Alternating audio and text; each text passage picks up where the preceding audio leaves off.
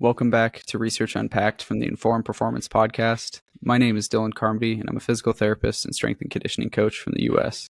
On today's show, we have Kate Young, and we'll be describing her research around all things complexity and return to sport decision making. We hope you enjoy the show. Kate, welcome to the podcast. Excellent. Thanks for having me. Yeah, of course. I'm really excited to dive into this conversation with you, just because return to sport decision making, complexity science, all these areas have been kind of building over the last couple of years, especially within the sports rehab worlds. And so I think that this will be a really fun conversation, just to hear the thoughts, perspectives, and kind of research from a professional such as yourself. So I'm really excited. But before we dive too far into it, would you mind just giving the listeners a brief intro to yourself for those who maybe haven't heard about you just yet? All right, cool. So I have just recently completed my PhD at Victoria University in Melbourne with the topic developing methodologies to improve return to play decisions with a complex systems approach. So I had this idea with the PhD because I worked as a physiotherapist for elite athletes in Hong Kong. And then I came across a problem is we're collecting too much data and things are getting too complicated or complex. So I was thinking, how could I actually make better decisions? Because I feel like I can't really interpret it or understood all the data which I'm collecting. So that's why I delve into this topic and then touching on to how the use of, say, data analytics, data science could help us to make a better decisions in return to play.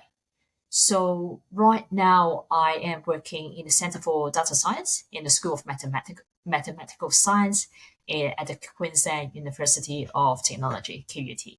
So it's pretty cool because it feels like I move on to a School of Mathematical Science, but I'm probably the only one who can't really do calculus on the floor because I'm working with a lot of statisticians, mathematicians, and they are just like lots of brilliant minds there. So they're looking at problems not just in sports, per se, also in ecology, with the Great Barrier Reef in terms of health. They also do some very interesting studies with, say, sports performance. For example, my supervisor, Paul Wu, he's a statistician, and then he was looking at a 4x100 meter swimming relay. How should we decide the order of the swimmers? Who go first? Who should go last? Or what's the pacing strategy for, say, paddlers, kayak? Or even there have been some discussions about how we can use generative AI to create some new tricks for freestyle competitions and etc.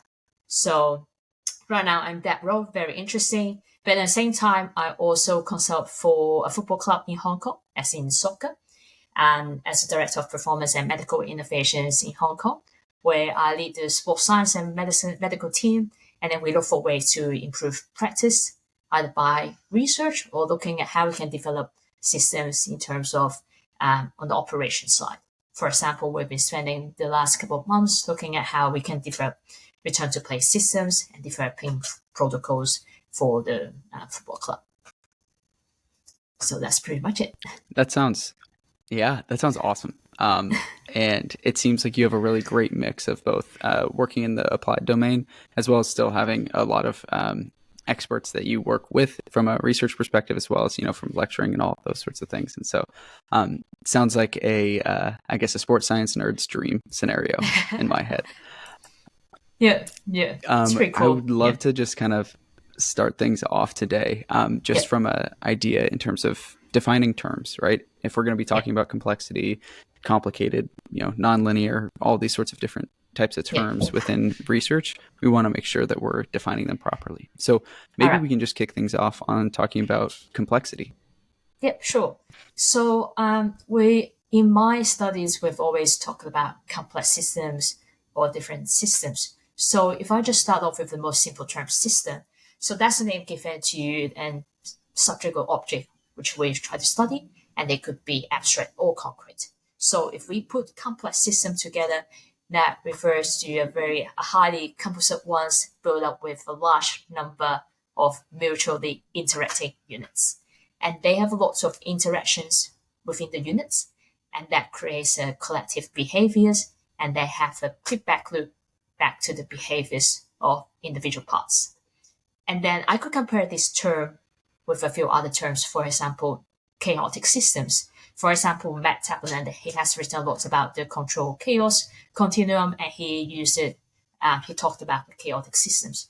So compared to complex systems, chaotic systems, they could have very few interacting units, but they interact in a way that could produce unpredictable outcomes. And if I have to make a contrast to simple systems means that they have a few parts, but they behave according to very simple laws. So this is something that is easily knowable and is also predictable. And some people may confuse about complex systems and complicated systems.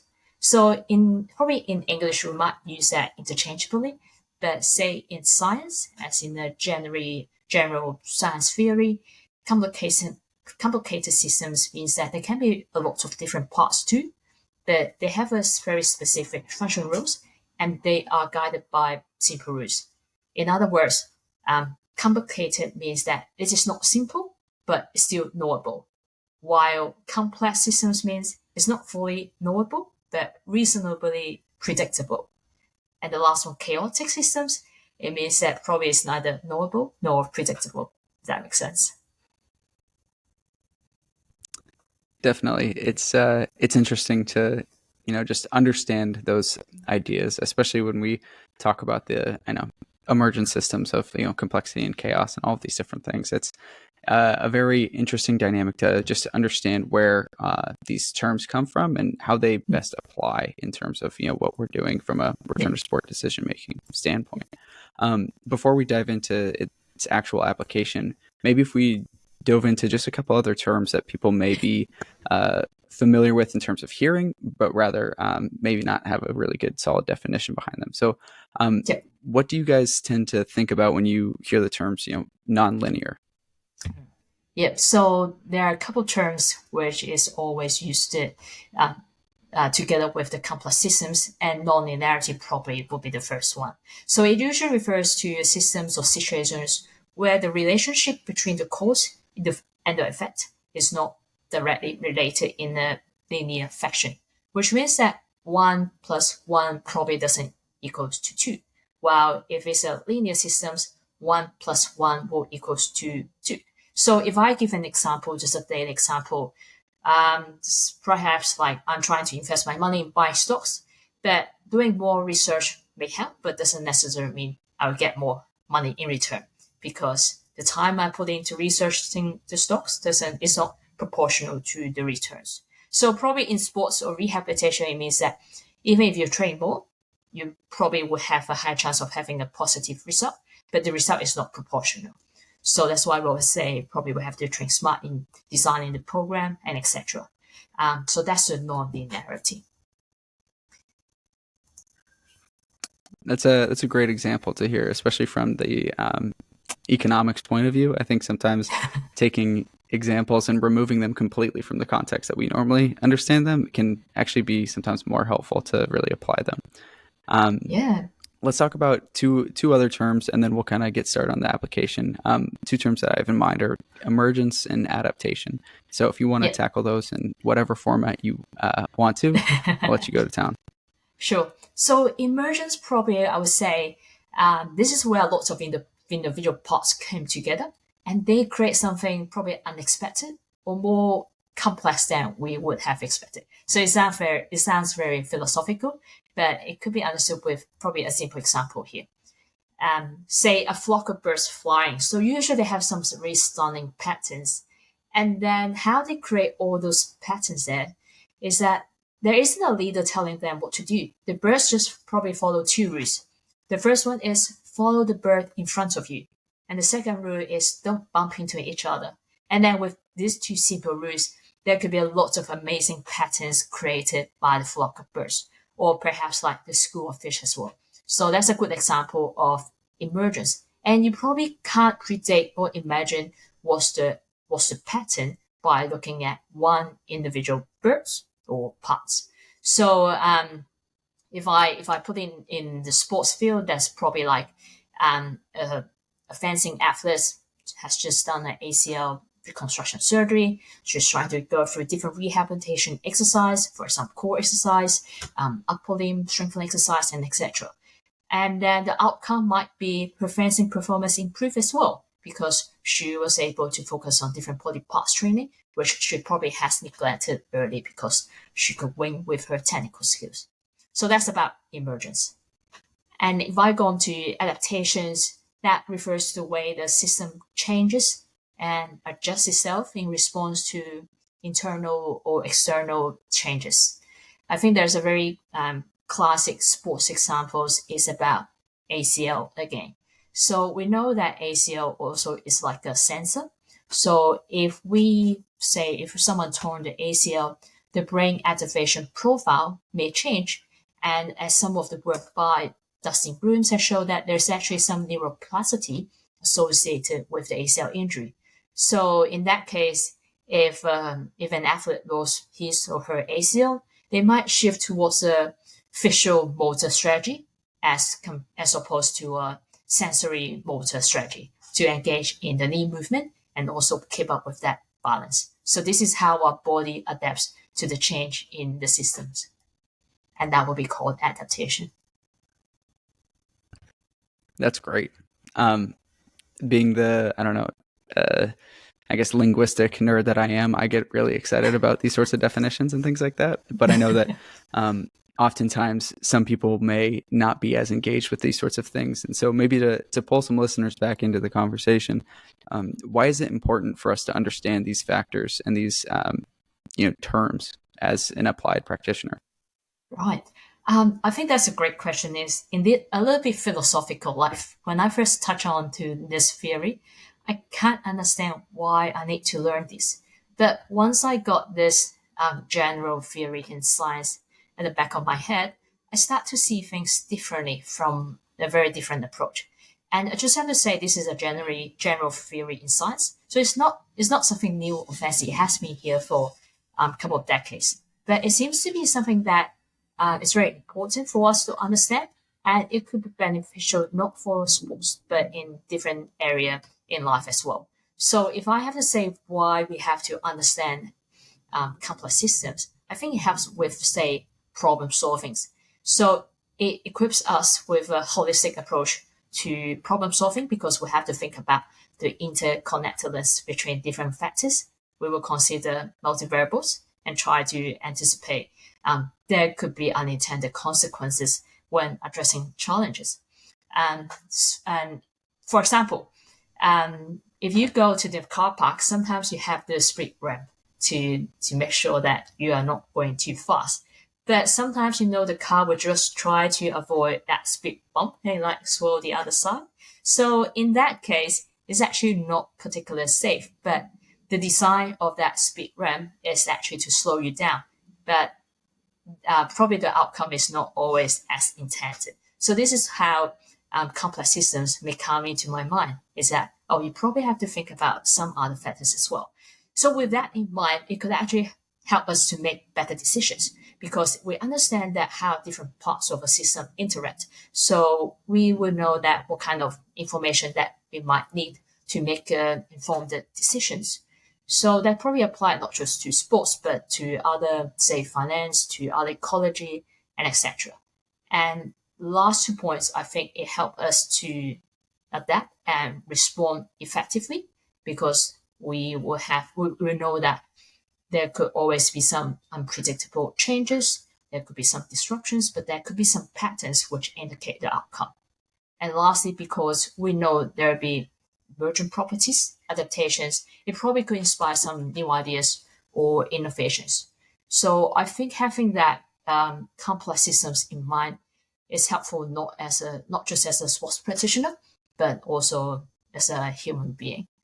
And I would like to give 2 more examples here about why we want to understand complex systems. For example, some of the football clubs, they do weighting before the training just to make sure the players are not overweighted. So the intention of this protocol is to ensure that the players are eating healthy, they are continue keeping fit, they are aware of their body fat percentage. But some players might do sauna the night before training just to keep their weight low. So cut the weight down. So these are some of the considerations which practitioners have to consider. And then we should try to avoid setting goals that could affect the outcome, or that could happen at the expense of hitting the desired outcomes. So yes, this is something that we want to pay attention to. And probably the last example, which I find it pretty interesting, is we have a telecom giant here called Optus. So there was a massive outage across the nation a couple of weeks ago. So there was no internet, no network at all, probably for at least half a day. And as to compensate the clients, customers, they're saying, all right, we're going to provide some free data throughout the weekends from now till December. So I think they're doing this, trying to buy back the clients, make sure that the customers are happy. But reality is, I do find the network over the weekend super slow. Probably too many people are using them at the same time. So I don't feel I'm satisfied with that solutions. So this is something that we have to have in mind using the complex systems. Kate, those are some great concepts and ideas, and especially the explanations you used towards the end really got me thinking in terms of how you set goals, right? Especially with that first example that you had mentioned. I know that you had worked with Joe Club on a paper recently talking about some limitations associated with KPIs and things like that, and just a little bit on the scope of that paper. I guess a bit of a background. You guys had described, where the state of, sports science or performance is on, KPIs and these sorts of things. And one of the ideas that you brought up was this concept of Goodhart's law. Could you maybe dive into and provide an explanation of what Goodhart's law is, and why this might be relevant for creating goals for clients or athletes? Yeah, of course. So I think we all probably have heard of the Goodhart laws. So basically, it says that when a measure becomes a target, it ceases to be a good measure. So that's the key concept about this law. And in our paper, Selection of Key Performance Indicators for Your Sport and Program, we proposed a different approach to selecting KPI. The main concern was that we don't want people just to set the KPI for the sake of setting a KPI, but neglecting the fact that the other potential side effects it may have. For example, going back to the sauna example, which I used. So the player was trying to cut the weight by going to sauna every night before the training, and then that's probably not the best in terms of the hydration status. So we have to know that if we use that as a target for the players, it perhaps becomes not a good measurement in terms of the performance. So we have presented a slightly different approach. We call that the OPT, which is the ongoing performance. What's the T? Let me just have a look. Oh yeah, ongoing process trackers. So this is the most important ideas in that paper. Is to design some goals or trackers that has a long-term effect. So at the end of that paper, we have outlined what's the characteristics of effective OPTs. For example, the characteristics has to be long-term, that aligns and commit to the long-term goals that it takes to, say, achieve the vision as a team. And some other characteristics would be prevention of the Goodhart's laws. So that's to develop some anti-goals. So, for example, if the athletes have to get up early to attend a mandatory team recovery session the day after a match or competition, that might actually compromise their sleep, and ironically, probably their recovery and their physical development. So these are something that we have to keep in mind when we're trying to design our KPIs or OPTs. But yeah, Joe and Sean, they have done an amazing job in leading this paper, and they've got lots of experience to share as well. That's great. And I appreciate you sharing some of the insights from that paper as well. I think it was a great I don't know, just a new perspective that I really enjoyed when I was reading it. But um, I guess getting back on track a little bit more in terms of this whole concept of complexity and decision making. Um, I'll just be pretty general here and let you take this question and roll with it however you'd like. But how can we make better return to play decisions? You're right. That is a big question, and then I spent almost like 4 years just to investigate how do we make better decisions. So some of the principles that we have to consider is probably like complex systems, obviously, and then how and shared decision makings. So if I put it in the framework which I had in the paper, so steps for making a good return to play decisions includes zooming in to think about what are the tests that we should do, how many tests to do, because we have a limitation in terms of time and resources, and also acknowledge the fact that it's impossible to test every factors that could affect the return to play, and also acknowledge the limitations of the test that we selected. So that will be step number one, what to do, what kind of test to do, like zooming into the problem.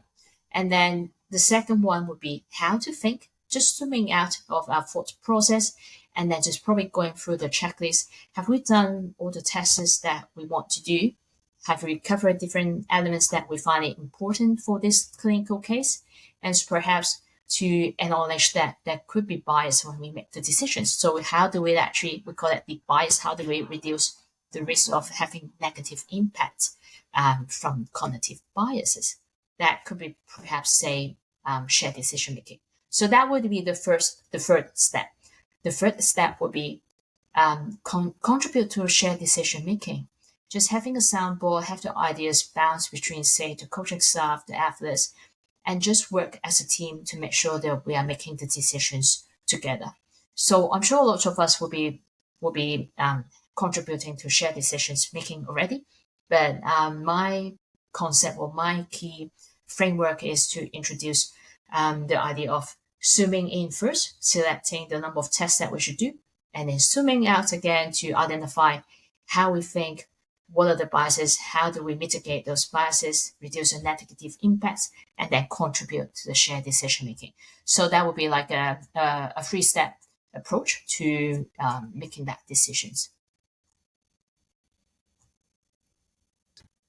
That's great. I think, just as we have talked about in terms of the necessity of complexity, in terms of understanding these sorts of things, we also kind of conversely need to understand the complexity or the necessity, excuse me, of simplicity in terms of, being somewhat reductionist and creating a model and creating a framework to then be able to help drive better decisions from that. I think that's super important to be able to acknowledge, I guess, both sides of the same coin. Yeah. But using something like a model or a framework like you're proposing is going to have some inherent, drawbacks, right? Can you maybe discuss some of the benefits as well as drawbacks of using certain algorithms or frameworks in decision making for sport? Yeah, well, that's a great question. I've been looking at how we can develop decision support systems. And then while I'm trying to look at how we can develop such systems, I also came across the limitations of using algorithms for decision making sports. So probably I would say the benefits of say using algorithms or data science to support decision making is we can make a more objective decision making because we are really looking at the numbers, we are looking at the data that we have collected rather than a very subjective opinion. So that would take the guesstimation away. And then probably will have improved the analyze as well because we are using, say, computers to help us analyze the data, integrate different factors, and then give us an outcome. However, I do find that the major drawback about using these kind of support systems for decision making is there's a lack of the human element in it. And I would say that there's still lots of information that has not been captured by our model. And that's why sometimes the gut feeling or the intuition of, say, clinicians would be coming in handy. that's because a lot of information has not been captured by a model. For example, if I ask, hey, Dylan, how are you doing? And then I ask you to fill in a form about, say, your readiness to train today.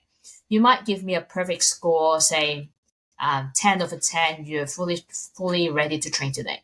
But then if I actually speak to you, I will feel like, oh, Dylan feels like a bit tired today. There's something going on, and that's not reflected from the form, from the wellness report form that he has filled in. So I will try to have a conversation with Dylan and say, oh, is there something holding you back, or is there some other issues? So that's a human nature, and that's a human element that could actually inform our decision making. And a lot of times the systems may not be able to capture all these kind of elements.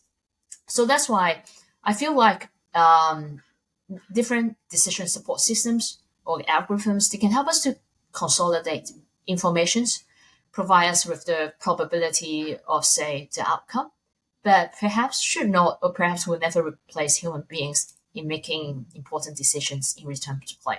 So I will say that it's always a data informed decision making rather than a really data driven decision making. That's the point which probably some of the conclusions which I've got after doing my PhD.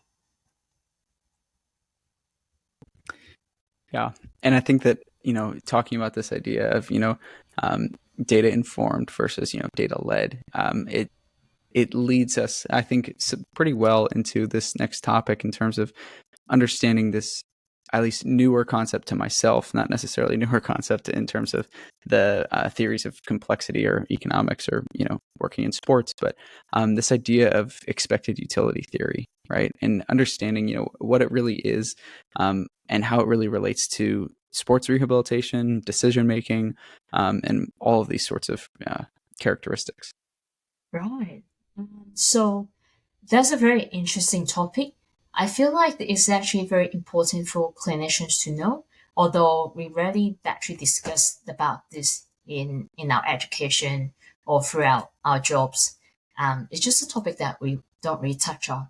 But in fact, that expected utility, which I've covered a bit in my papers, it helps us to make decisions when we know that we're not sure what will happen, and then we try to weigh different options and try to choose the best one for us. So in expected utility theory, we'll think about the possible outcomes, what's the probability, and how much we like that outcome. And then we will give a score for that. Say we have three options, and then I probably prefer option A the best. I will give a weighting to the options which I prefer most. So for example, I will give a weighting, say arbitrary unit number 5 to option A, while option B and C probably will just be around 2. And then over time, the probability of what's the likelihood of getting the outcome of option A, option B, and option C. So there's a bit of mathematics in there. And the outcome or the conclusion is that expected utility could help us to weight in these possibilities.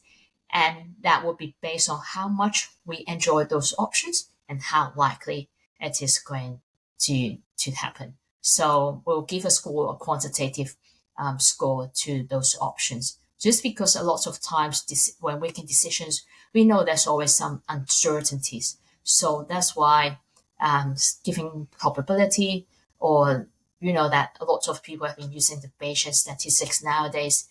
This is something that probably will be helpful in making decisions. Definitely. And I appreciate you linking in the Bayesian statistics towards the end of that, just because I think that it's a really interesting process. And, just the Bayesian networks and Bayesian theories and all those sorts of things are, at least in my head, in terms of the theories that I have and that I have adopted over the years, it seems to make the most sense in terms of the approach that you can take towards decision making, towards just rehabilitation as a whole, towards training.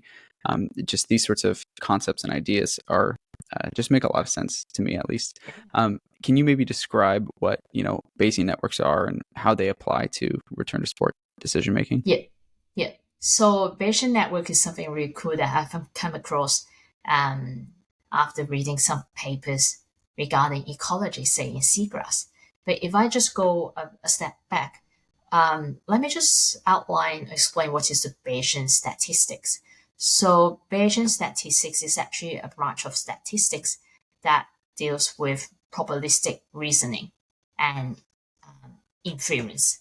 So they use the Bayes theorem. So this is like solving the puzzles that while constantly updating your guesses as you find new informations. So as compared to traditional statistics, which might be treating things a little bit more fixed and absolute, Bayesian statistics looks at things such as uncertainty and uses probabilities to handle this kind of uncertainties.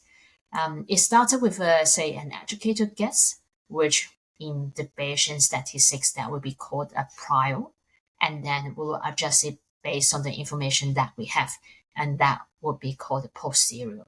So, for example, if I say, Dylan, what's the likelihood of this athlete going to have an ACL? You probably have no idea at all who that athlete is, and then probably say, oh, 50-50. But if I tell you some more additional information, I'll tell you, all right, this is a women's athlete. And then you probably have a change in mind about what's the probability like. Because based on our knowledge, we know that female athletes are more prone to ACL injuries compared to men. And then I probably will feed you with some more information. For example, all right, this lady plays football. And then it changes again because you know this female athlete plays contact sports. So that changes again. And at the end, you will have a posterior belief, which is based on your prior, your educated guess, and then you adjust the probability based on the new information which I've just passed to you. So that's probably the key concept about the Bayesian statistics. And Bayesian networks uses Bayesian statistics, of course, and it's actually like a visual map. It's like a diagram that helps us to understand how these factors will connect or affect each other. So so I'm working on that Bayesian network paper, and I hope to get that published sometime next year. But it's like a tree, or it's like a map that map out all the relationships between different factors and how they affect each other. So the really cool thing about Bayesian network is we can predict how changing one factor might affect the others. For example, if I reduce the amount of water that the plants get, and then the network will show how they impact the growth compared to like a normal level of water. And then you can also change different variables. For example, how about there's less sunlight? Or how about I improve the soil? So it will give you the outcome based on the information that you have fed into the model. And the really cool thing is it can actually reverse engineering as well. So if I want to see this outcome, what are the factors that I should put in to see this outcome? So that could be I believe that could be very helpful in terms of rehabilitation. For example, if we want to have certain outcome in terms of rehabilitation, for example, if I want this player to return in 3 weeks, what are the factors, what are the elements that might play a role in having that player to return to play early on? So this Bayesian network's probably new to us in the sports field, but in fact, it has been used in other fields as well. For example, in managing ecology, for example, in the seagrass, what are the factors that affect the growth of the seagrass? Or I have actually came across a paper about relocating a cheetah baby in South Africa. So we know that there's a lot of factors that affect the growth or how the cheetah babies adapt to the environment. That could be, is there enough food for them? How's the climate? Or are there any predators around for them? So there's a lot of factors that we have to consider. And then, so that's why I feel like we say as a sports practitioners, we are probably not the only one facing complex problems. There's actually a lot of practitioners out there working on different ecology problems or health problems.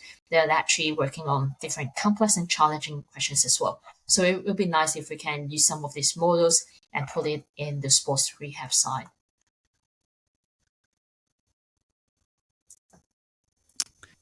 That, at least in my head, was beautiful. I think that the way in which you kind of tied those pieces together really resonated with, just the way that, I think sports practitioners can view the world in terms of appreciating these different, statistics building into different networks and understanding the factors that there's going to be different areas that are within your control that you can modify and change to help improve an outcome. And there's going to be factors that may not. And it's important to, be able to weight both of those and understand the interaction of those variables together. From a perspective on kind of wrapping things up, I know that you've already given the listeners a ton to kind of resonate with and think about as they kind of apply this to their own practice. But a lot of our discussions and conversations today have been kind of surrounding your paper, specifically on the characteristics of complex systems in sports injury rehabilitation. A lot of times when individuals like myself without a PhD background or things like that will read a paper, they don't often take away the exact things that the researcher maybe wanted them to take away, just because everybody's going to interpret things a little bit differently. Now is your chance to kind of tell people, maybe some great takeaways that they can have from that paper, as well as some things that maybe the paper isn't saying just yet. Right. Yeah, so I definitely understand that sometimes readers probably can't understand or can't see the same things at what we try to deliver. But if I want to keep things simple, I think that probably I'll say 3 key takeaways from my papers, or actually from my PhD thesis as well. Number 1 is things are very complex. So it's important that we try to look at things from a complex systems approach. Just be aware that there's a lot of interacting factors within different variables, and there could be some emergent behaviors and some adaptations within the systems. And that could be applied not just in sports, but as we say, there could be a lot of things that happens in real world that might be beneficial if we use a complex systems approach to see it. So that would be number 1. Number 2 probably is we are not the only one dealing with complex systems. So I would say look for interdisciplinary collaborations, try to work with data scientists, statisticians, just to find out how different models could help us to solve these questions. Because it's not just us. For example, we've talked about economy earlier. Economists, they have to deal with a lot of complex problems as well. Like, should we increase the interest rate? What's the outcome? Or what's the potential effect if we try to increase the interest rate by 0.1? What are the potential positive or negative effects? So we are not the only one dealing with complex problems, and I would definitely encourage for interdisciplinary collaborations. Number 3 is probably having a more systematic way in making decisions. As I have outlined earlier with that 3 steps, zoom in, and then zoom out and try to make contribute to a shared decision makings. So in that way, we try to look for some of the adaptations or biases that we may have in making decisions, and just have the strategies to mitigate potential negative effects. It could be as simple as having a checklist of what are the tests that you will have to do if you want to clear someone to return to play. In that case, you won't be missing out some of the tests that you should do, but you have forgot to do, potentially because of the time, resources, availability of the players, and etc. And other things as simple as probably say to make use of crowd systems. Chat with your mates, chat with other staff, and see what are stuff that you might be missing. So that's, if I have to keep things simple, these are the 3 key takeaways from my papers. That's great. I appreciate you doing that, Kate, just because I know that a lot of times I'll get super soaked into the weeds in terms of certain ideas from a complexity systems approach and things like that, and I'll do the zooming in part really well, and then I won't be able to zoom back out and really understand, okay, how does this actually apply? How does this relate? And so I think by you doing that, it's going to be helpful for not only myself but the listeners as well. But wrapping things up a little bit here, a question I always like asking people is, given the background of the professionals that listen to this podcast, as well as your background as well, who would you recommend we have on next on the podcast? Yeah, I've thought about that, because just now we have talked about, say, how to select KPI, how to select ongoing process trackers. I would definitely recommend having Joe or Sean, Joe Club or Sean Allen coming on board just to explain that paper a little bit more. Because I think that's a very practical paper. There's lots to take away, but at the same time, it would be nice if we can have Joe or Sean to just walk through some of the details, some of the key takeaways for our listeners. That's great. I appreciate that. They'll definitely be on the list of people to reach out to. Now, Kate, for anybody who really resonated with this conversation or wanted to reach out to you, connect with you in any way, what would be the best way for them to do that? Yep.